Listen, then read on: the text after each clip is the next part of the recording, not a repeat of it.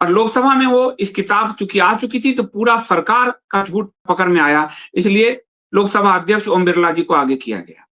Social media में आप जानते हैं स्टॉकहोम सिंड्रोम के शिकार जो हिंदू हैं, वो बेगानी शादी में अब्दुल्ला दीवाना, मैंने ऐसे ऐसे बड़े लेखक को देखे हैं जिनका पूरा जीवन किसी पार्टी की चापलूसी में ही बीत रहा है। महिलाएं आक्रमण कर देती, मोदी जी नहीं आए, अच्छा हुआ। लोकसभा में यदि प्रधानमंत्री असुरक्षित हैं, फिर तो किस बिना पर आप दावा कर रहे हैं कि देश इनके हाथ में सुरक्षित है? जब प्रधानमंत्री को अपने ही जान की चिंता है, लोकसभा में आने से उनको डर लग रहा है, तो भारत की क्या रक्षा करेंगे? वो तो दिख गया अमेरिका के साथ ट्रेड डील में कि भारत की पूरी संप्रभुता को अमेरिका के कदमों में रख दिया है। वो दिख गया कितना देश को सुरक्षित कर रहे हैं। हिंदू उनके भरोसे बैठे हैं, मोदी है तो मुमकिन है मोदी जी हमको बचाएंगे। अरे वो खुद अपने आप को नहीं बचा पा रहे हैं, विक्टिम कार्ड खेल रहे हैं। मेरे ये लोग कब्र खोदना चाहते हैं। जब जेएनयू में और बीएचयू में अभी जो आपका संसदीय क्षेत्र है वाराणसी, ब्राह्मणों के कब्र खोदने के नारे लग रहे थे, तब तो आप चुप थे। तब तो आपने नहीं कहा कि हमारे संसदीय क्षेत्र में ये जातिगत भेदभाव नहीं होना चाहिए। बीएचयू से हम पढ़े हैं, कभी ऐसा माहौल नहीं रहा। आपके कारण माहौल ऐसा हो गया कि ब्राह्मण तेरी कब्र खुदेगी। और अपना कब्र खोदने की बात, मतलब पूरा 12 साल मोदी जी ने सिर्फ एक काम किया है, अमेरिका की ये बॉस वाली नीति और विक्टिम कार्ड। मुझे गाली देते हैं, मेरी कब्र खोदते हैं, मुझे मारते हैं, मुझे पंजाब के मुख्यमंत्री से कह देना मैं बच कर आ गया हूं, लोकसभा में मुझ पर हमला होने वाला है, यही सब कह के विक्टिम कार्ड खेल के अभी तक भारत की जनता और खासकर सनातनी हिंदू मूर्ख बना हुआ है। लेकिन लोकसभा में स्थिति ऐसी खराब हुई कि वो नहीं आए। उसके बाद बाहर एक सवाल उछाला गया कि ये फर्जी किताब है, विपक्ष के जो नेता हैं वो फर्जी किताब लेकर आ गए हैं। ये सत्ता पक्ष के ट्रोलरों द्वारा, आईटी सेल द्वारा ये सवाल उछाला गया। उस पर जनरल नरवणे खुद आगे आए, उन्होंने कहा ये मेरी ही किताब है।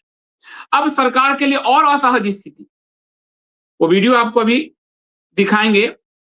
जनरल नरवणे ने खुद कहा, अब देखिए इस वीडियो, कि ये मेरी ही किताब है, मैंने लिखी, मेरे पब्लिशर पेंगुइन और ये मिनिस्ट्री ऑफ डिफेंस के बीच का मैटर है, और ये 24 में लिखी गई किताब पब्लिश होती। 2 साल से राजनाथ सिंह इसी कॉन्फिडेंस में तो बैठे थे कि हमने जब उनको सर्टिफिकेट ही नहीं दिया तो किताब कैसे छप जाएगी। ऐसा नहीं होता, किताब छप सकती है, और वो चाहे तो सुप्रीम कोर्ट में जाए तो आपकी और फजीयत हो जाएगी। वो सम्मान के कारण नहीं जा रहे।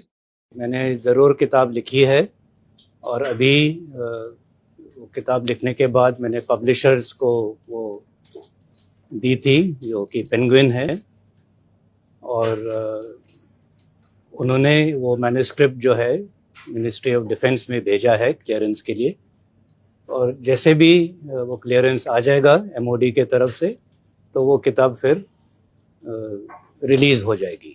छप तो गई है लेकिन उसका रिलीज़ बाकी है। अभी ये मामला जो है वो पब्लिशर और एमओडी के बीच में है।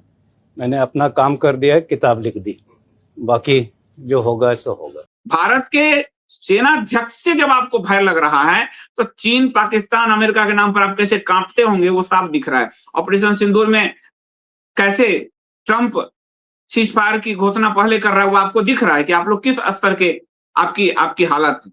क्या एक जनरल नरवणे की किताब से जो ज्ञान से डर जाए, वो पूरी जो बिरादरी है वो फिर कहीं की नहीं रहती। और भारतीय जनता पार्टी की सरकार ज्ञान से ही डर गई।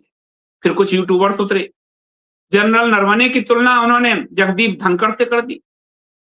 अब इतनी बुद्धि नहीं है कि जिस सेना की वजह से राजनीति कर रहे हो, ऑपरेशन सिंदूर में अपने फोटो लगा रहे हो सेना की वर्दी में, पेट्रोल पंप पर, पुलवामा के नाम पर चुनाव जीते हो, पहलगांव के नाम पर चुनाव जीते हो, वो सेना पर हमला करने के लिए उतर आए हो। इससे बड़ा देशद्रोह कुछ नहीं होगा।